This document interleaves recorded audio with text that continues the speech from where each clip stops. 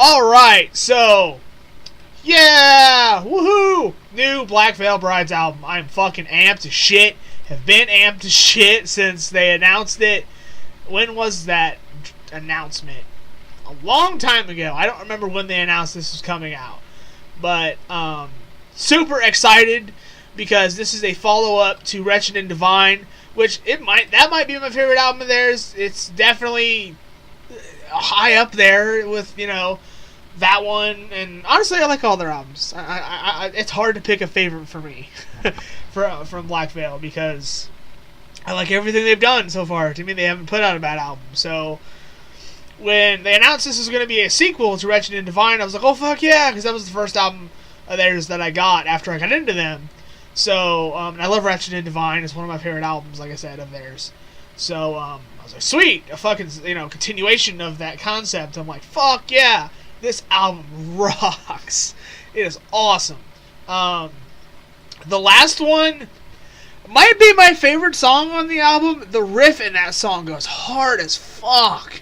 I love the riff in that song. It is awesome. It's got this mean-ass crunch to it. Just the last one is a hell of a way to open up the fucking album. Wake Up, I feel, is a really good song. The first time I heard it, when they put it out on that radio promotion thing a couple of weeks ago, I was kind of like, I didn't hate it, but I wasn't like super stoked on it. Listening to it again, I really like Wake Up, actually. It's a really good song. Yeah. So that song is really good. When They Call My Name is probably, if I had a least favorite track, it would be that one. That was the single when they put it out I was not really high on. Which that's fine. Every album, there's 9 times out of 10 a song that I'm not really a big fan of, which that happens. The Outsider, which is the song they released a fucking year ago, that song is really good. Really like The Outsider. Dead Man Walking, or Overture, if I can speak, part 2 is an 8-minute fucking anthem. I love how there's a couple songs on here that are climbing songs, where they kind of start off slow, and then they'll get in like the middle section and they'll pick it up, and that's what they do with that song. I've seen a lot of fans like that song. I like that song quite a bit, actually, Dead Man Walking. That song is really good. Our Destiny is a fucking killer follow-up. I really like that song. The King of Pain is another fucking killer track. So yeah, that song is just really good. My Vow, which was, I think, the first single they released besides The Outsider, if I remember right, is a really good song. I really like My Vow. Ballad of the Lonely Hearts, I was actually surprised, because with the title, I thought it was going to be the slow song of the album, which they've done since Set the World. I know, never scratch that. They've done that since the first album, where they've got the slower track, which I love the slower tracks of Black Veil. Whether it's I think it's Carolyn on the first one, and then of course Savior, which is a huge song, and then Lost It All, which I saw they are actually playing live on this tour, which I'm like, woohoo! That's really cool. And then Walk Away from the last album they put out. So I was kind of anticipating that to be that song, but it's not. It's actually got a pretty good rock swing to it, and it's got again another climbing song, which I really like. Throw the First Stone is probably the hardest song on the album in terms of heaviness, besides a couple of the other tracks. That one's really good. It's got a I don't know how to describe it. It reminds me of Danzig, kind of. It's got this doom metal sludge to it. It's fucking really cool. And I'm a huge fan of slower, heavy stuff, so I was like, oh yeah, with that fucking song. And then Veil, which actually, another song that surprised the fuck out of me, starts off for like the first minute and a half, 2 minutes or something like that, where it's just Andy and kind of like this piano arrangement, and then again, in the middle, it kicks into gear, and the end of the song is really... The last back half of the song is really cool. This is where it ends, which is the end of the Legion of the Black. This album is kick-ass. It is so far... I mean, honestly, I don't not like anything on the album. When They Call My Name is my least favorite song on the album, but I still like the song.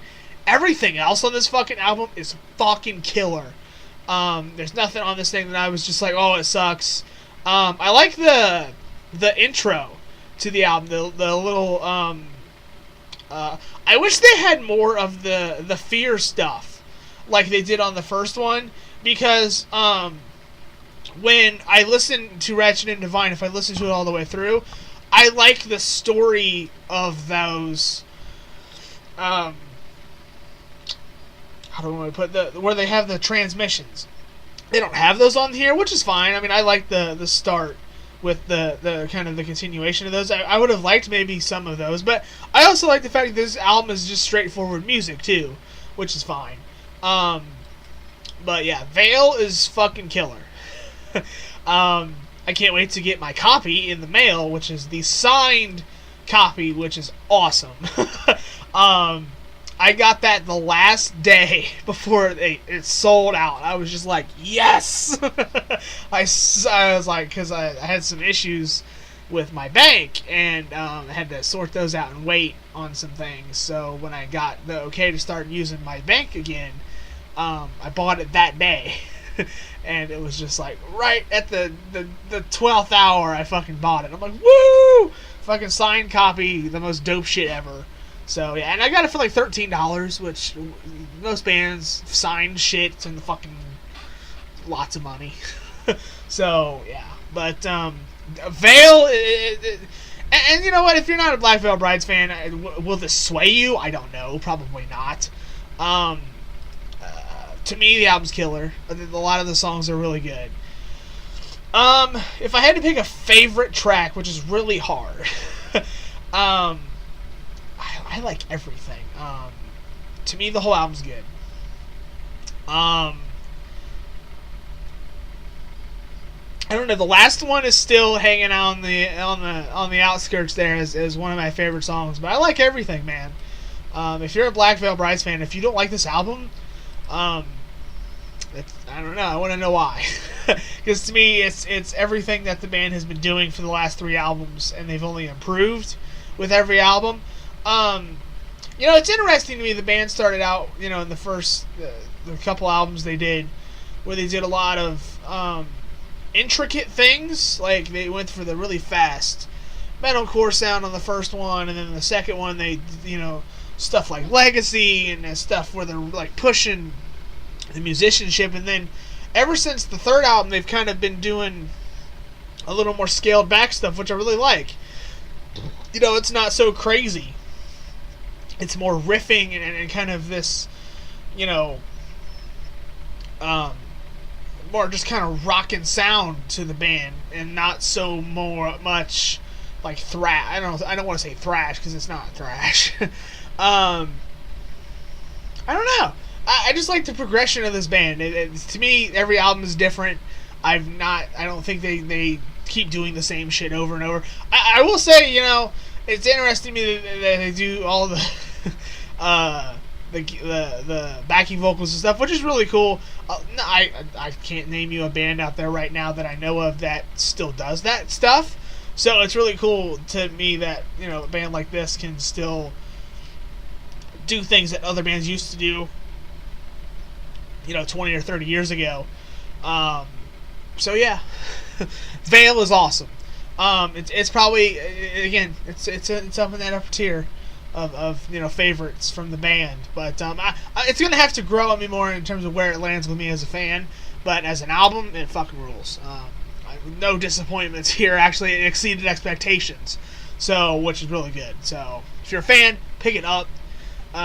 Whether it's iTunes or anything like that. All the pre-orders are sold out, so all that shit. But yeah, Veil so far is in the front runners for albums of the year. But again, we're in the start of the year, so yeah. But and by the way, the Avatar review will be up before this. This album curb checks the fuck out of Avatar country. So yeah, so there you go.